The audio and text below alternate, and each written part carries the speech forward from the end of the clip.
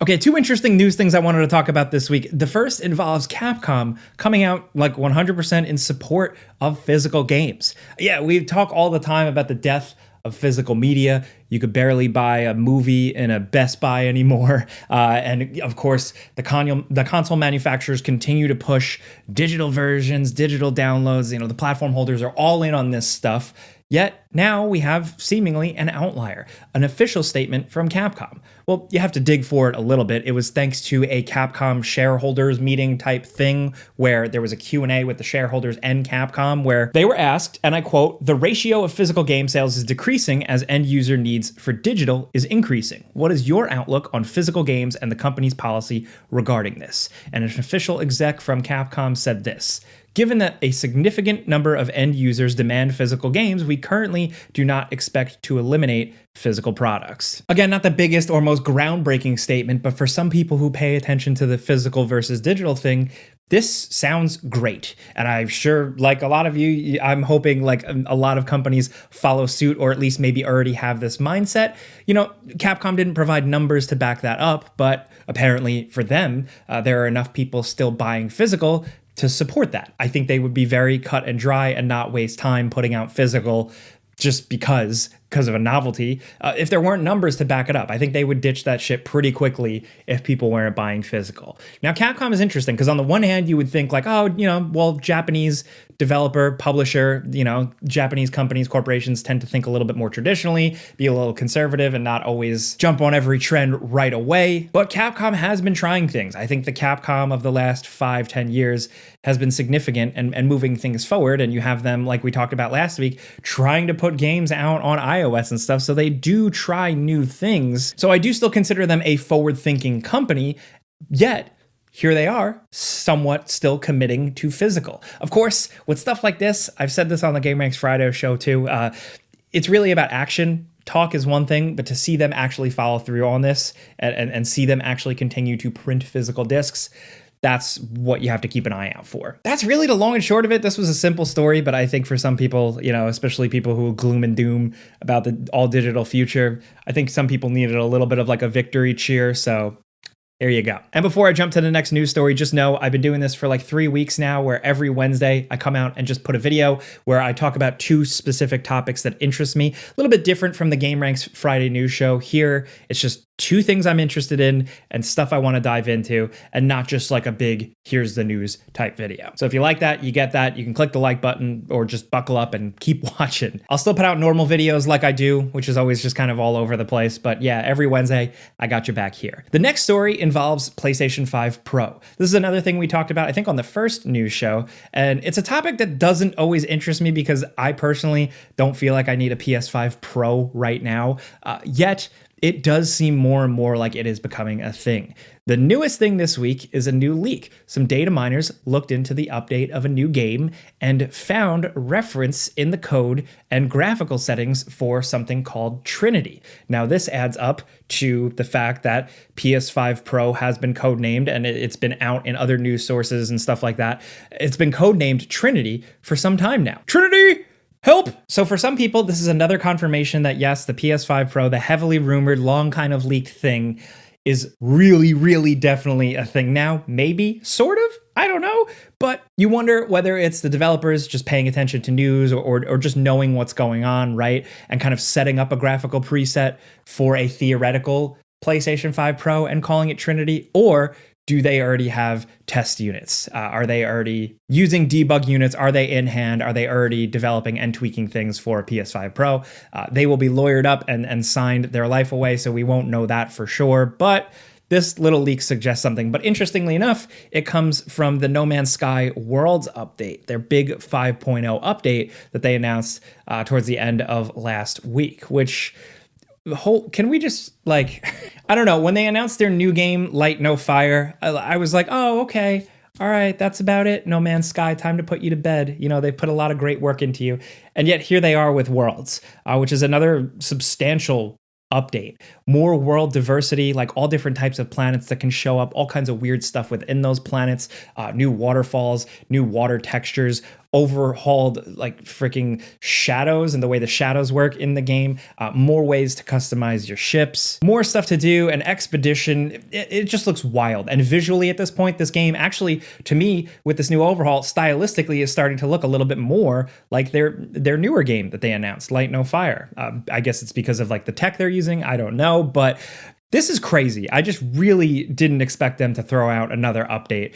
This is a game where I've talked about this a lot, but I do think that it's very good that they took their money and they didn't run. They put their money where their mouth was, and they made the game what it was supposed to be, what customers initially ponied up for, right? A lot of people felt pretty burned when they played No Man's Sky. But I think there needs to be success stories. And I don't say that as like to justify like, oh, like I'm not making excuses for games that launch and are half-baked or unfinished. That is not good. But I think with so many of those stories, there needs to be something to point to. There needs to be a success story, a good version of that. A lot of people talk about Cyberpunk 2077, but I think No Man's Sky really is the poster child for like the perfect transition to just something really incredible. And I think ultimately like a real net positive in the world that this game is out there now. It wasn't abandoned. They stuck with it. They put presumably the funds they got up front for the sales of the game and continue to work towards making something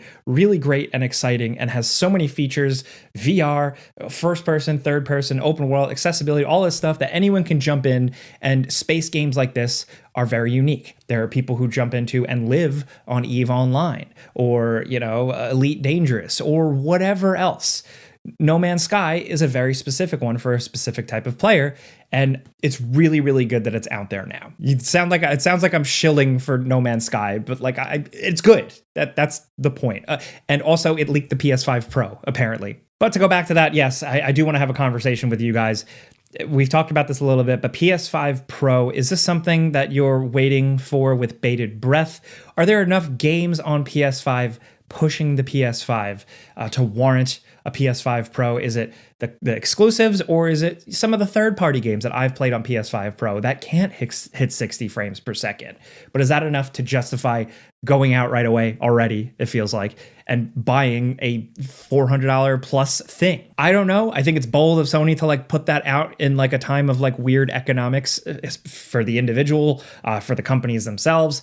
Who knows? I am not a business guy. I'm not an analyst. I'm literally just someone talking shit here. So those are my two things I wanted to dive into. But speaking of talking shit, I always want to provide a bonus thing. And that thing this week is Twisters. Ladies and gentlemen, I saw Twisters in the movie theater in IMAX. I don't know why I'm talking like this, but yeah, great time at the movies. So for me, I have a real love for the 1996 Twisters. It has two of my favorite things. Bill Paxton and also Helen Hunt. Where's Helen Hunt? What is she up to? Anyway, also Philip Seymour Hoffman, also the scariness of Twisters. There's a lot, right? So that movie is just like perfect 90s action thriller cinema, like disaster piece thing. There was like a time, man, when those things conjured up so much hype and interest from the general public. And if just like Twisters was like this like mysterious, scary new thing. I was pretty young, but even still seeing it, I saw it by the time it came out on VHS and scared the hell out of me. But it's ultimately still a good, entertaining, feel-good ride at the same time. So Twisters manages to not be as terrifying with like the storms, even though there's a lot more destruction here, but it is equally as fun. The groups of people excited about these things, the science behind these things, the emotional attachment they actually may have to these disasters and going out on these adventures, like that really, really worked here. But it's interesting. It's very much like Top Gun Maverick, where it is this kind of, I don't know how to say this, sexless, kind of low stakes thing that just you watch it and you're like, that was good. And I'm not saying like there's no stakes, like obviously there's big storms killing everybody, but it was just a very simple, cut and dry, like no nonsense movie. And sometimes that is refreshing. There is some conflict here, but ultimately I just respected that it was also just its own thing.